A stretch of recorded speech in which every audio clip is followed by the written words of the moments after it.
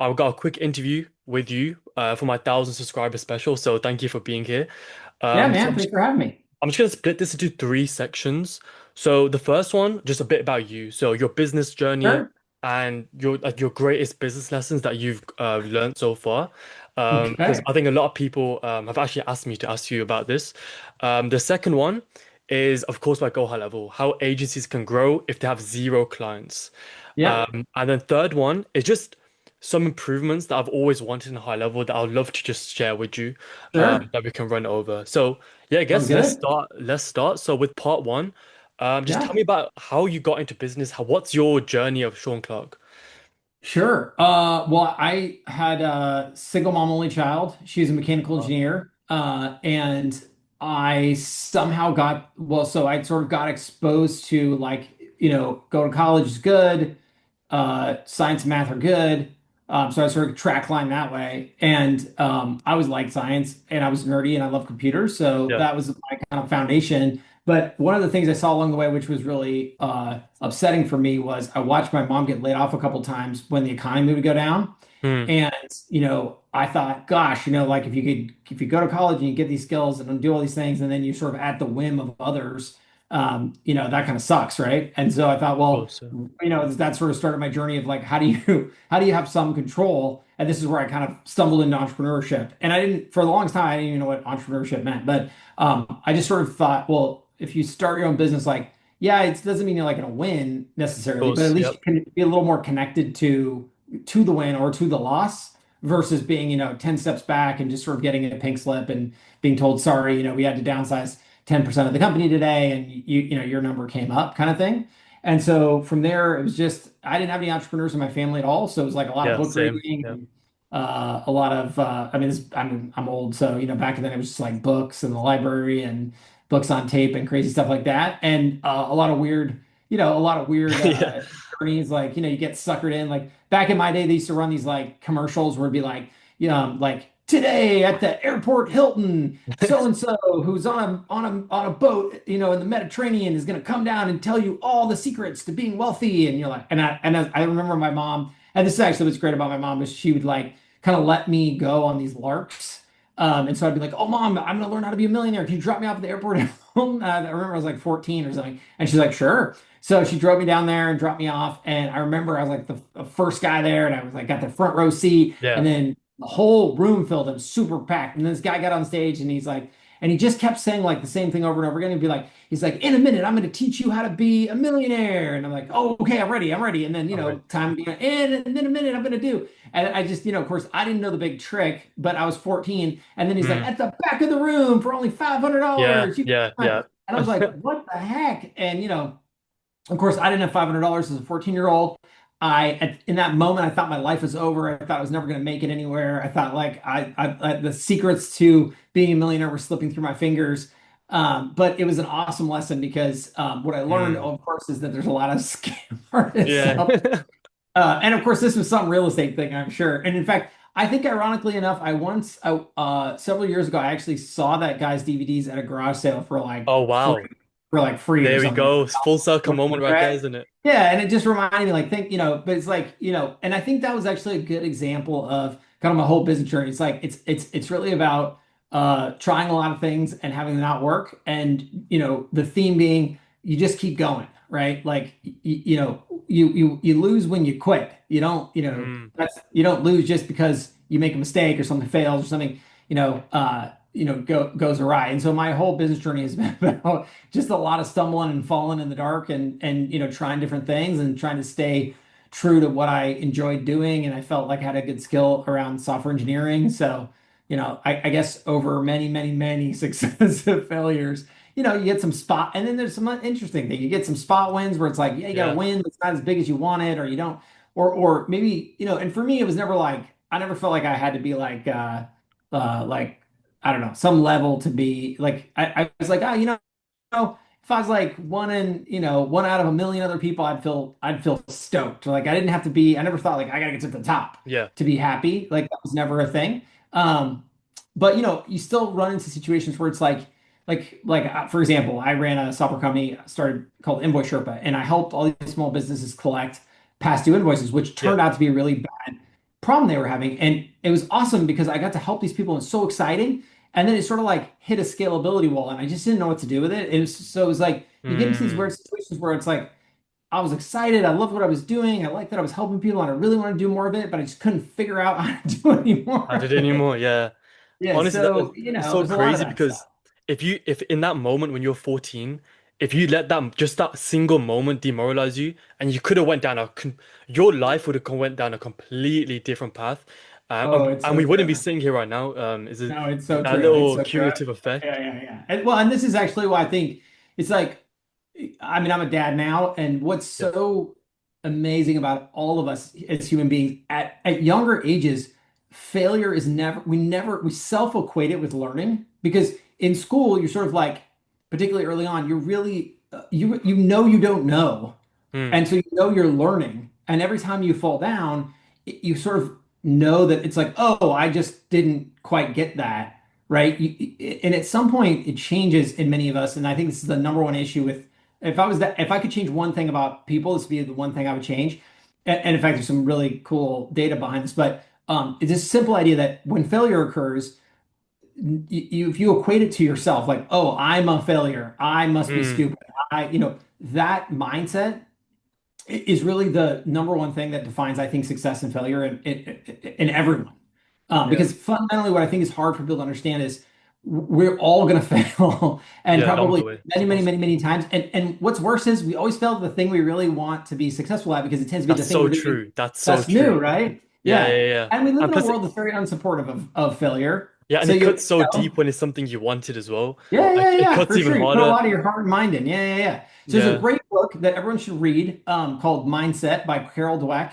Okay. And her research is simple and yet quite compelling. So she has spent her life basically tricking young people into failing by going into all kinds of different grades, demographic differential Yeah. communities, and basically doing the same thing, giving tests to kids that are impossible for them to pass. And then after they all fail, sitting down and interviewing them and saying, how do you feel? Hmm. And fundamentally, she sort of found there were just like two general different paths people would take. So sometimes, and these are generally like science or math, like something really Yeah. Yeah. quantifiable, right? And so some kids would say like, oh, that was a super challenging test. I would really love to know, I would love to learn more or like figure it out or Yeah. learn more about it or whatever, right? And then the other kid would say like, oh, it just shows I'm an idiot. I Hmm. clearly don't know what I'm doing, all these things. And then she tracks these kids out for like 40 years. And no matter Oh my God. what the income differences are, the racial differences, like you name it, any Yeah. demographic you can cut a population by, the difference is night and day. Like the kids who see it as a challenge, Hmm. they go on to great things. They live longer, they make more money, they're happier, Super they have lower interesting. rates of divorce, all these things. And the kids that don't, they die faster, they're in jail, they're more likely to be addicted to drugs, on and on and on and on. It's just, and the crazy thing is, it's all just mindset. And That's so that's I've I never think heard that before. I've fundamentally, never it's heard that very before. compelling. That's super interesting. And Yeah, so it's a good read. that just Very, makes very me small. it's very small, yeah. That just makes me think that as a kid, it must be even more important to instill the right mindset because as a kid is where everything really comes about, and people Yeah. become hardwired past like 12 years old. The way they think, the way they think. So I guess those kind of years that's a really interesting case that you just said. I've been beating it into my son since he was before he could talk. So, that's the only thing I've tried to teach him. I said, look, if you learn anything from me, that's all I need to learn. Like, Yeah.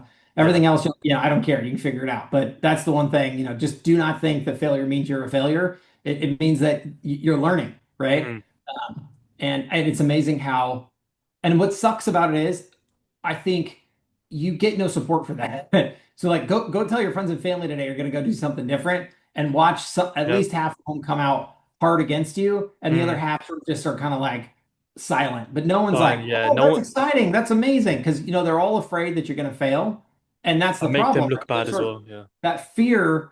They're reinforcing this message like, oh man, ooh, I don't know, buddy, like, that could Mm. work out bad for you, as though the end of the world is going It's to gonna come. happen. Yeah, true. So I was gonna ask how did you come up with the idea for GoHighLevel? Because it's such a unique concept, all in one. I Even the think whole most SaaS for other people, people. Yeah. I think most people think I come up with these things and I don't. I mean, Okay. first and foremost, this idea of coming up with stuff is really kind of silly because I think in reality, I mean, this is the problem. We can all think of things that we think like in our brains, we can play this like amazing movie of how it's all Yeah. going to work out beautifully for us. And then when Yeah. you really take it out into the real world, I'm telling you, man, it just always goes like just down. Mm. Because fundamentally, all the things we assume in our head just doesn't work out. But it's the incremental journey that matters. So high level today is nothing like high level was when it first started. When it first started, it was two features, and those two Oh features wow. were two-way text messaging and reputation management. And even back then, what sucked was we tried selling to small businesses, and they would buy it, they said they loved it, and then they would cancel after 2 weeks. And then they Oh. would come back to us, and we would say, I don't get it. We showed you the demo. It's like, it's not complex here, folks. We didn't lie to you, right? And they're like, no. We just don't have time to learn it. And we're like, what are you talking about? You have time to learn. Don't you think that it's simple? First of all, you idiot. And then second of Yeah. all, don't you think this is important? Don't you think this is useful? And they'd be like, oh yeah, we do think it's useful. We think it's really important that people can text us. It's really important we get more 5 stars. We guess what though? Despite all that, we just don't have time. And so fundamentally, that was one of the biggest challenges we ran into. And really that's what led us actually, that challenge, like there's that moment of failure, right? Mm. And Yeah. it's that moment of like, oh crap. And by the way, don't think that like that took 5 minutes to get to. That was like after 9 hard months of writing software code, right? So it's Yeah. like you build up to this great release, and then oh my God, no one's Again, gonna thank me. another demoralizing kind of Yeah. thing. Yeah. So what do you do in that moment, right? And so for us, it was just, we kept pushing and searching. And what we found actually was that we had a co-customer in common with this marketing agency. This marketing agency called us. And listen, when they first called us, we're like, why should we talk to these guys? Like, they don't pay us any money. These aren't our customers. Mm. Yeah. But we just sort of try to stay open opportunity. And what happened there was this person was like, hey, but it didn't say this straight out, but this is what we learned over time. Like, hey, listen, guess what? There's a big secret you don't know. Us marketing agency folks, are actually the people behind the scenes who actually do all the hard work and actually learn the technology and actually make it happen for our clients. And once we figured that out, and by the way, that took a big leap of faith because even though somebody tells you that, you're like, yeah, Yeah. sure, but Yeah. Exactly. that sounds nice. But we just took a leap of faith. And Yeah. again, it's iterative, right? And in that case, it turns out that was actually really, really true. And even in that journey, initially we're like, okay, we're going to be the marketing agency operating system. That's what we used to say. Mm. Well, guess what? That was like, and at the time we're like, okay, we can kind of see how this could be like a limiting vision because how many agencies could there possibly be? And like, but at the end of the day, we're like, whatever. Like, we're cool with it. Like, we don't need to be the biggest, baddest people. We'll just Mm. be happy here. But in working with people, you just start again, it's incremental. You learn. So what we learned from the marketing agencies, and this was so cool, and I give all the credit to my customers because one thing you got to know about me, I'm the least creative person over me, but I am really good at Yeah. listening to good ideas that are working for people and totally stealing them. I'm very good at that. And I would get on the phone with my customers, and so a couple of things. So first, agencies would say to me, hey, I have this big problem, which is I'm buying XYZ other product, big names you've heard of. Yeah. I'm working my butt off for months to make these stupid things work. And then I'm getting them to work. And then my customers are firing me because they think that somehow I didn't do anything and the software does it all. And because the software's cheaper, I get fired. Mm. That led us to the white label. Why? Because I was like, first of all, that's BS. I knew it was BS. Mm. So I was like, how do we fix that? So we got to disassociate the product to the company. We need to associate it with you. So that's how white labeling became a thing, Oh right? I wow. never imagined it would go any further than that. That was just it. I wanted to solve that problem. And then over time, I started talking to agencies, and literally I got through, I think, at least 50 before because I'm a slow learner as well. Before I learned this, but they started saying, oh yeah, you know what we're doing? We're actually packaging high level up and selling it on a monthly basis. And I'm like SaaS? And they'd all be like, Yeah. what? What the heck is SaaS? And I'm like, oh, like software. And they're like, yeah. And I'm like, well, how's that going? And they're like, it's killing it. We've never seen anything like this. We're making so much money. People are sticking around. They're way happier. Because you got to remember back then, it was like everybody was doing the same thing. Like, oh, I'm going to do Facebook ads for you, $3,000 a month plus ad spend. Yeah. And the riches are in the niches and all this stuff. And then the problem with that would be they'd be like, yeah, except the dentist would be like, okay, they would look at the books at the end of the month and they'd be like looking at all their expenses. And they'd be like, okay, so I just saw a new Mercedes at the lot for what about I'm paying this agency. So either keep the agency or get a brand new car. All right, see you later, Yeah. agency. Yeah. It makes And more that's sense. how it all went down, right? And so these guys were Exactly. like this crazy hamster wheel because they would keep their customers for like 3 months, and then they'd have to go out and get a new one. So fundamentally, what we were able to initially, we were out to change that. So we helped like automate nurture sequences and do all this, but it evolved, right, over Evolved. time. Yeah.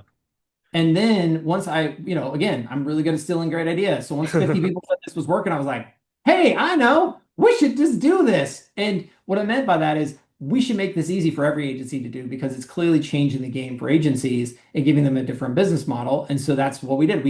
We said, all right, we're going to create the SaaSpreneur and we're going to create the, automatic billing and the rebilling and the markups and all that. And, but you can see all of these ideas, they lead to things. And the way we've gotten here, and the way I would give this advice to anybody is like just solve problems for people Hmm. and good things will happen. Like if you're the person who's known for making money for people, don't worry, you'll never have a problem again for the rest of your life. Like, give before you take.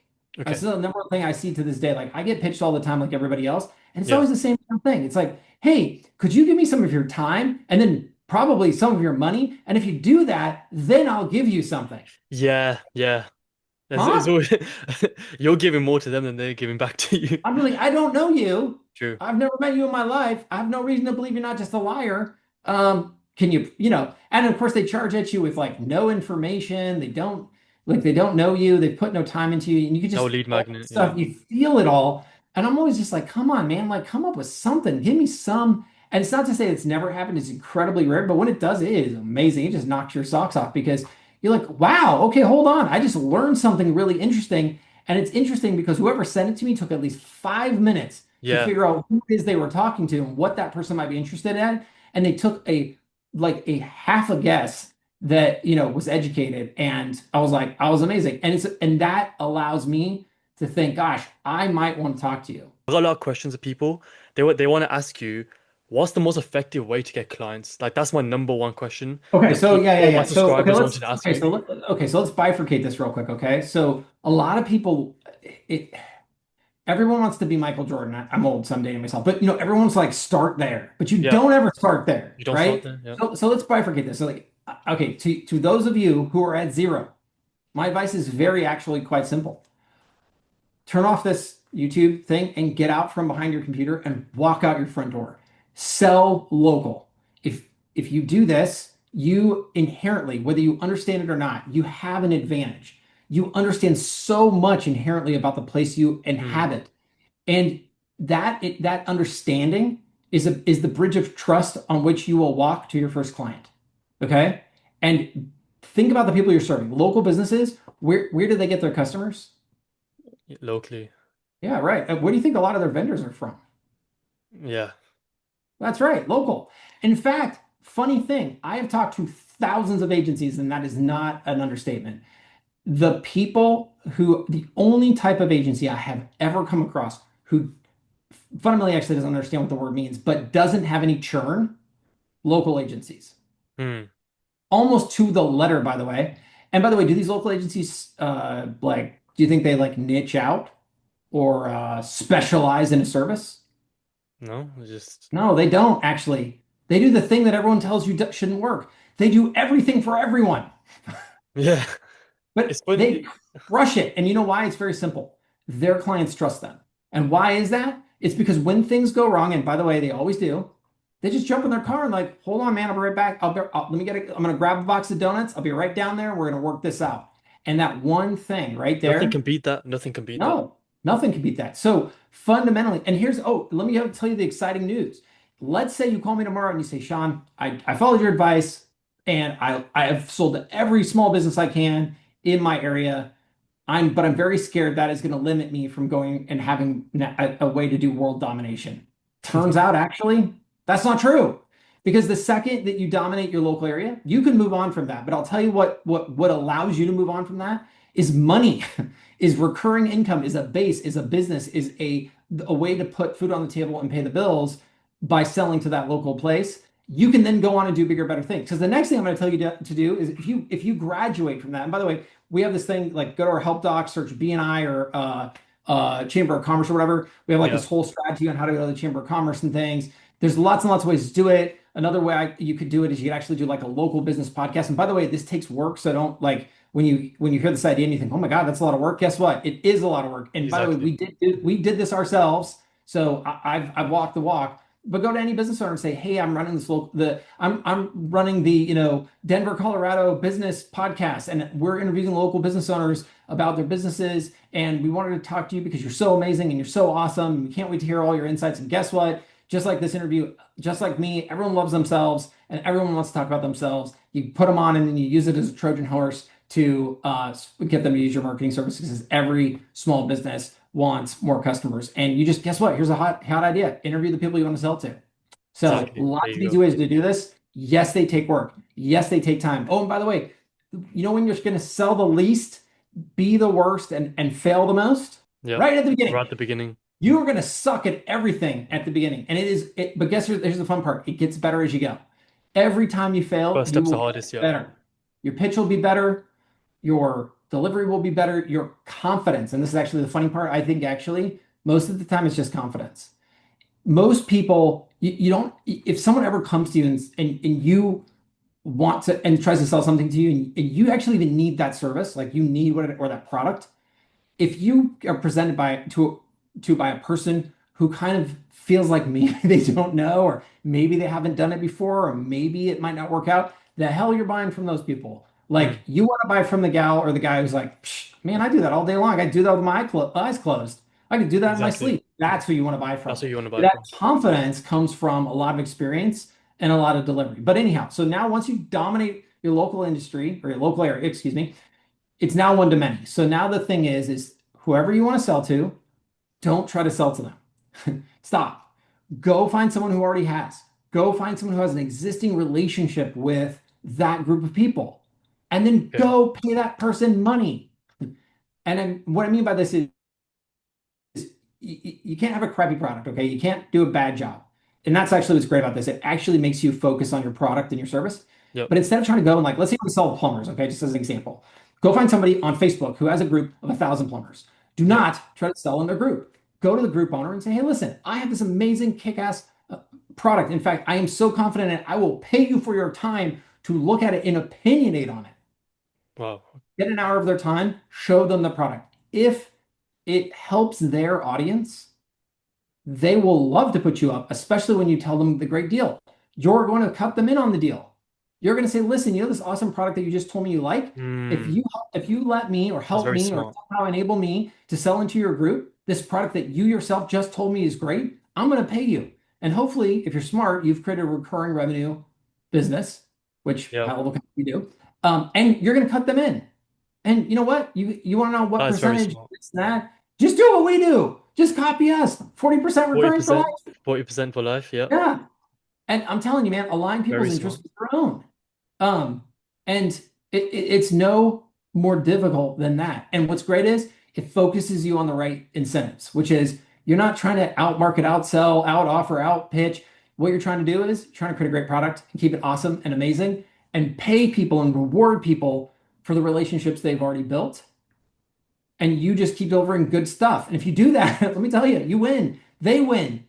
Everybody Yeah, wins. and it's funny because I've been watching your interviews, and so this is surreal for me to be on a call with you because I've always wanted to for the last 3.5 years, and I You remember reached you. out sooner, man. I'd talk to anybody. I was, yeah, I remember you used to always say, "Go local, go local, go local." So Still say it. Yeah. yeah, you still say it. So I tell my affiliates now, "Go local," and I can see on their face, it's not something they want to hear. They want to hear cold DM, just something Yep, that's behind the right. screen, Here's my something. cold email script Yeah, that will. Oh, yeah, in fact, by the way, I used to do this too. I am so guilty of it. I was looking for the secret sauce magic thing. I yeah. will tell you. So, I'm trying to remember. I can't remember the name of the mail thing, but I used to be like on an email list from this email tool, whatever. And once I got this email that was like, "This is the highest converting email we've ever seen." You know what that email was? What was it? It was, "Dear XYZ person, we are running a YouTube series or a blog series on great, amazing people like you. We'd love to interview you on our podcast. Would you be willing to get on our podcast?" And what I love about it is I stole that idea, by the way, and that's how we did it. And it worked. But why did it work? It worked not because of the content of the email. It worked because of all the work that goes after it, right? It was an email that required that you actually executed on what was a very difficult strategy, which is how do you have 100 people on a YouTube channel? You got to interview 100 freaking people. That's a lot of work. Yeah. But when you put in that work, it actually happens. And in fact, when we did it, by the way, we did it at scale. And I think our success rate was like 10%. One out of every 10 people would actually end up buying HighLevel. But you know what we got out of it was and you can do this too, is we got amazing content. We targeted really amazing marketers and agencies and stuff like that. So we were like, well, worst case scenario, we got a kick-ass video from a really smart person on our YouTube channel. How is that a bad Wait, deal so for us? how would that work? So you'd email someone, a potential client, you're saying? Well, because we want to sell to agencies, right? And then, Yeah. within that realm, right? Yep. There's always going to be people that you want to talk to, Yep. right? Yep. And And you know you'll what? get that interview. You spin it in You're an interview. nobody. So why are they Yep. going to talk to you? Yep. They're Yep. not going to talk to you because you're somebody, because you're not. So you just see them and you tell them how great they are, because most people love to talk about themselves. Don't you love to True. talk about True. yourself? Exactly. True. True. So Exactly. then, So and then on that get them on call, a YouTube channel and you on and you ask them questions like you're doing to me. okay, and then what would you do to Well, I when mean, you're we asking wouldn't do anything. We were just I mean, they would sort of like somehow at some prod point they back? kind of be like, wait, who are you guys again? And what do you do? Yeah. And we would explain it. And then, and because you've now created this connection, they would be opening to listen. And if on the off chance they were looking for or needed, and if you were doing it right, you were talking to people who needed your stuff. Mm, That's why true. you're interviewing them, right? And so fundamentally, we sort of took the track line that everybody we talked to needed what we were selling, whether they knew it yet or not. And they would either figure it out on that call or they'd figure it out down the road. Down the road, yeah. And that was about a 1 to 10 success ratio. And you know what? That was kind of like us building our base. Like we needed a cheap, scalable solution. And it was scalable in the sense that no, it wasn't some, spray and pray strategy. Those things are crap anyways. We all know that. Those don't True. work. But this worked scalably in the sense that it was consistent. And what I loved about it was the byproduct of the failure just meant great content because we didn't Yeah, just that's very no, true. we didn't That is talk to very just true. dumb people. We talked to really smart people. Yeah, We that's wanted very them as true. our clients. They were big time people. And they would come on and they would give great advice to people. And all of a sudden, we had a great collection of really amazing smart people. We still do this to this day. We don't even think that these days we don't try to target them from a client perspective, because we've moved on. Yeah, true. But Yeah. we don't care. And in fact, today we don't even care. We just want really smart, great people on the YouTube channel because look, again, if you're known as a place where you have the smartest people in marketing talking about really awesome new techniques and stuff they're doing, guess what? You're going to attract a lot of attention. And that's the kind of content you want. So, it's funny because I like this strategy because haven't we all heard about this like, oh, you should create content and you should build a blog and blah, Yeah. blah, blah. It's like, but it's so damn hard when you do it, especially if there's not, because we're all looking for like this instant payback. What I like about this strategy is it's kind of twofold, right? You Yeah. get the content and you do actually end up getting customers in a very short period of time. I mean, interviewing 10 Wow. people is not that hard. I've never heard someone talk about this strategy. That's a really good strategy. I appreciate you talking Yeah, about totally that. stole. And again, every good idea you You hear probably on stole it here, as well. I stole it. And if it's a bad idea, it's probably my own. So, fundamentally, well, I mean, if everyone says like, if you have you ever read the book, the Machiavelli book, the actual Machiavellian book? It's like No, that I've heard thin. of it. No, You've heard of it, right? Everyone's heard yeah. this, and it's like, oh, it's very Machiavellian strategy. Yeah, yeah. It's like a negative. But if you actually look at that, what that book is all about is it was written by this dude who was just trying to like impress a king, like trying to kind of get in his favor. But Yeah. most of that book, all that book really says is you should just like copy people. It basically says like don't cut a path through the jungle yourself. Just like walk the path some other Walk idiot the already pattern. cut. Like don't like try to reinvent the wheel. Just try to do what other people have done, and you'll do well. Now, it doesn't mean don't put your own creative spin on it. But what I try to, for some reason, people think it's like you have to come up with some brand new thing. But the big Mm, problem with that is success rates on brand new things are really bad. very bad. Like Yeah. remember when Tesla put the stupid they changed the steering wheel? Yeah, yeah, yeah. Yeah, yeah, I Yeah, do. yeah. You know what happened? They had, I mean, and at the time, like it's hard to see this now, but at the time, like no one disliked Elon Musk. He hadn't gone one way or the other yet. So Yeah. we were all like sort of like anybody can like him. He was sort of like Everyone loved just the him, yeah. Yeah. scientist inventor. And Tesla was top of the game, right? And Yep, killing it, yeah. everyone was buying a Tesla. Like, that was the only electric car that existed as far as anyone was concerned. And Yep. and yet this was an utter failure, so bad that they had to go back and add the steering wheel option. And by the way, scientifically, they thought that this was a way superior thing, and maybe it is. I don't even Mm. know. But the point is, is that it doesn't matter because if you're so hell bent to reinvent how people use their cars, good luck to you because it's just a very hard thing to do, even So if you're at the walk the top of your path game. that's already been walked. Okay, that's But if you think about a Tesla in general, like who cares that it has a steering wheel? It's still super creative in all kinds of different ways, even though amazing, yeah. theoretically that steering wheel is the same in their car as anybody's. So Yeah, that's what true. you should do is try to take that path someone Take the else same path. walk that path and then put your spin on it. So that way at least you know that you're selling a product or creating a service that other people already consume. Perfect. Cool. Thank you.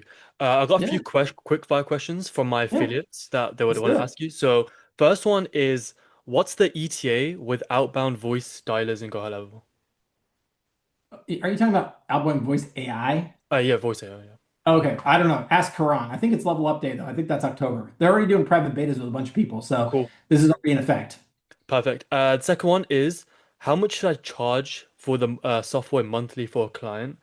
A minimum of Basically about pricing structure. yeah, yeah. Okay, so actually, another thing you can do is if you want to hear my story on this in a more elongated fashion, go to the help docs and search Alpine. I'll put in So my very description. first sale ever was to Alpine HVAC. Have you seen this? Have you heard this Yeah, story? yeah, yeah. I remember hearing you Okay, telling me about great. it. So what do I pay this guy? What do I charge this guy? I've forgotten now. I've heard about it 300 ages bucks a ago. month. Yeah, 300 something. How long has he paid me? Till this day, isn't it? Yeah, yeah, exactly. How often do I talk to him? You don't talk to him. Bingo. Okay. What? I remember hearing Sorry. this. Yeah, yeah. So we have like 1,000 features or whatever. What feature does like how many features does he use? It's into reputation management. One. That's right. Yeah. Bingo. Good job. You pass. You A plus for you. I But literally that's I remember exactly that what. from 3 years ago. Yeah, but see, Yeah. that's the point though, isn't it? Yeah. So fundamentally, you should try to I would say in my heart of hearts, I would never ever sell anything for less than 97 bucks a month. And this is at scale. But to Mm, local businesses, I would never sell anything for less than 300 bucks. And I'll tell you why. Because think what you need to do is price is what you pay, value is what you get. This is a Warren Buffettism. yep. So if you're getting me as a local business, let's say like 5 new customers a month, Yep. okay, without any ad spend, which by the way is possible just based off the phone calls these people miss, Mm, $300 times compared to what an average business charges for 5 customers, not even close. Not even close. What does a new roof cost? What is a average plumber bill? What is the average true. whatever bill? Right? I mean, I wouldn't sell to florists personally. Nothing against florists. I love flowers, but low margin business. But Yep. even a florist gets more than 300 bucks off of 5 customers. So Yeah. Okay. what most people run into here again is a confidence issue, Mm. right? It's hard to say it out loud when you've not got anything. Yeah, exactly. Now, look, you don't have to start that way, right? Of You course. could start for free, okay? You could, honest to God, you can, like, whatever you need to do to build confidence, do it. But again, where you better head is 300 bucks a month because it is absolutely a fair deal. And that is what's great about it. It is the it is the price that most businesses pay for phones, Mm. power, Yeah, right? Water delivery service, like crap like that. exactly. I always tell Okay? my So affiliates, their you're first not client. like you're not ripping them off.